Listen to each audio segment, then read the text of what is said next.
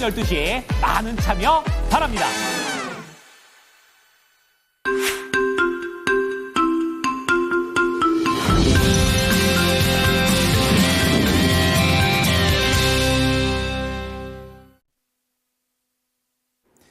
상승은 상승인데 변동성을 동반하고 있는 상승세가 이어지고 있습니다. 자, 이러한 뉴욕 증시 속에서 오늘도 개장 중 봐야 될 체크 포인트들 이슈로 알아봅니다. 자, 오늘 모닝뉴스 첫 번째 소식은 LNG선과 관련된 그런 개별적인 소식이 되겠는데요. 동성 화인텍이 주인공이 되겠습니다. 보랭제의 40%를 석권했다라는 그런 내용인데요. 그러한 내용들을 좀 체크해 보고요. 두 번째는 동원그룹과 관련된 M&A와 관련된 그런 내용입니다. 상장 폐지돼서 이제 자회사로 돌아가는 동원산업입니다. 자, 마지막으로 임상이 실패됐다라는 측면에서 브리짓 바이오 테라퓨틱스도 보겠습니다. 오늘 어느 정도의 악재가 될지 세부 내용들 자세하게 알아보겠습니다. 정수지 캐스터입니다. 모닝뉴스입니다. 화요일 개장 전까지 중요한 6가지의 뉴스들 함께 체크해 보겠습니다. 먼저 헤드라인입니다. 국제해사기구가 온실가스 감축 규제 조치를 승인하면서 국내 조선 해운업계는 반사이익을 기대하고 있습니다. 동성화인텍은 LNG 운반선이 급증하며 2027년 생산량까지 발주가 완료됐다고 밝혔습니다. 국민의힘 소속 유정복 인천시장과 이재명 더불어민주당 전 대표의 저출산 정책 맞대결이 예상됩니다. 동원산업이 계열사인 동원 F&B를 100% 자회사로 편입하고 사업구조 재편에 나섭니다. 나래 나노텍은 78억 원 규모의 공급 계약을 체결했다고 밝혔습니다.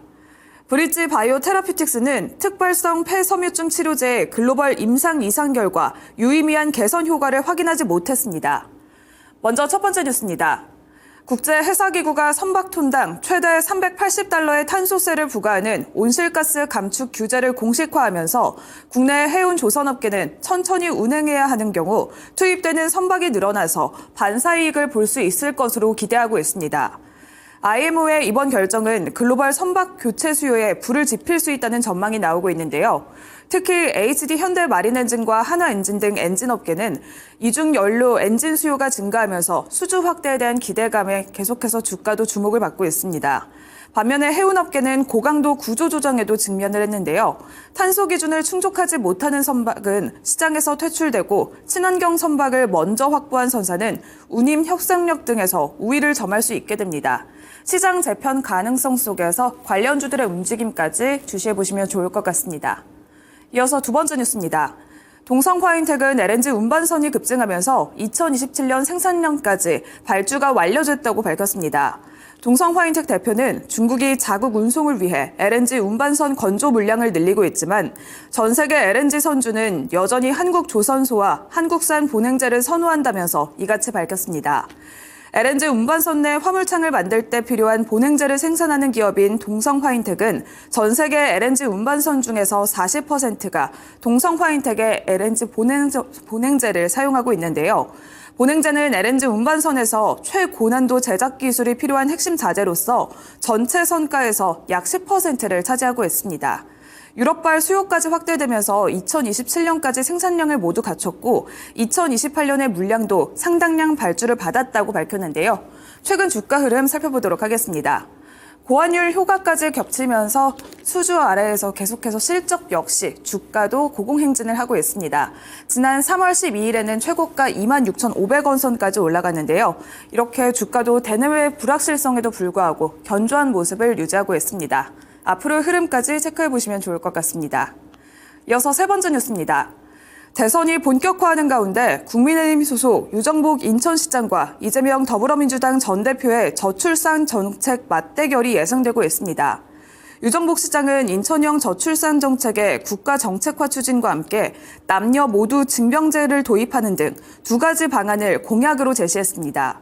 앞서 유 시장은 인천에서 태어난 모든 아이에게 총 1억 원을 지원하는 정책을 비롯해서 월 3만 원의 임대주택을 지원하는 정책 등 유정복표 출산 정책을 잇따라 내놓으면서 저출산 극복의 선두주자로 평가를 받고 있습니다. 반면 이 전 대표는 대선 출마 선언 이후 첫 공약으로는 인공지능 100조 원 투자 계획을 발표했고 후속 공약으로는 저출산 관련 공약이 담길 것으로 전망되고 있습니다.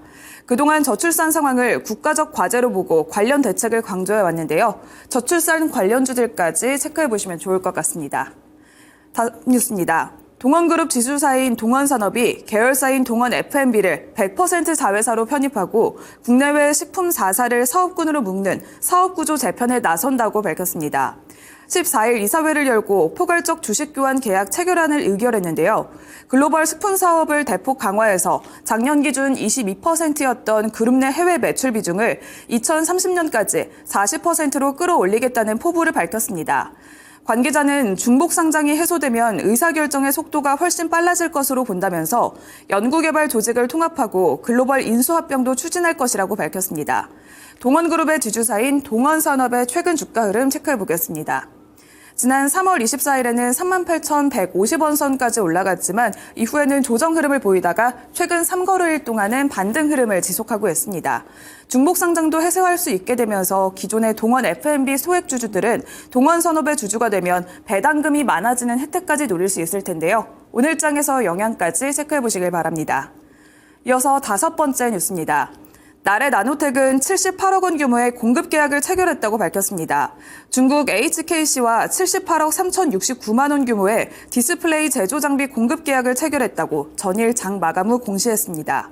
계약 금액은 지난해 매출액의 19.37%에 해당하고 계약 기간은 오는 8월 말까지로 알려졌습니다.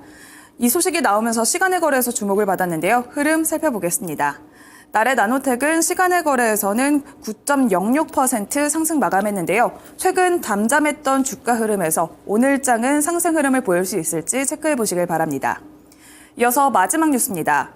브릿지 바이오 테러피틱스는 특발성 폐섬유증 치료제 후보 물질의 글로벌 임상 이상 결과 유의미한 개선 효과를 확인하지 못했다고 밝혔습니다.